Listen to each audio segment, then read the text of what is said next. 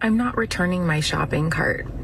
And you can judge me all you want. I'm not getting my groceries into my car, getting my children into the car, and then leaving them in the car to go return the cart.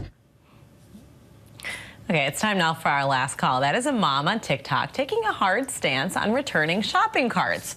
Her video is gaining a lot of traction, amassing millions of views online. Her take sparked this debate on whether it's a social responsibility to return your shopping cart in the parking lot. Here's what the clinical psychologist told ABC News after facing backlash over the video.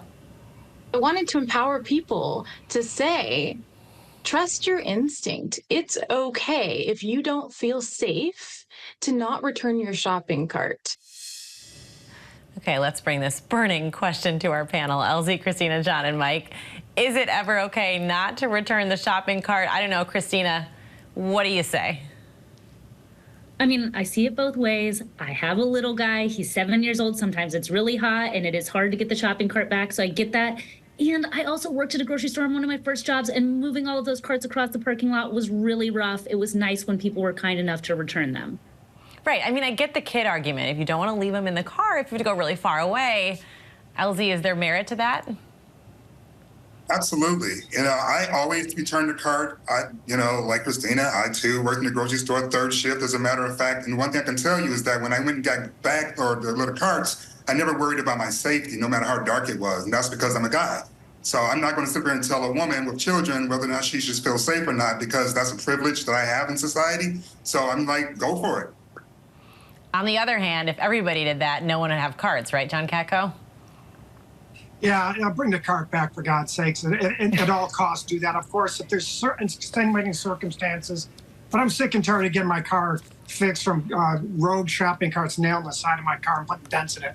For God's sakes, just bring it back if you can. Or blocking the spots. Mike, I don't know, Yes. last call to you. Right. That part, Right. only if you have two kids in the car and you can't bring the kid with you to return the card and bring it back to your car with you, I guess there's an exception. But most of the time, people are not just being considerate, they're not raised well, and they're rude, and they just don't feel like taking the cart back. And it's just laziness. Take the cart back, unless you have the kids. Yes, entitlement. Yes. It's the same people who yell at like servers, and right now it's bad.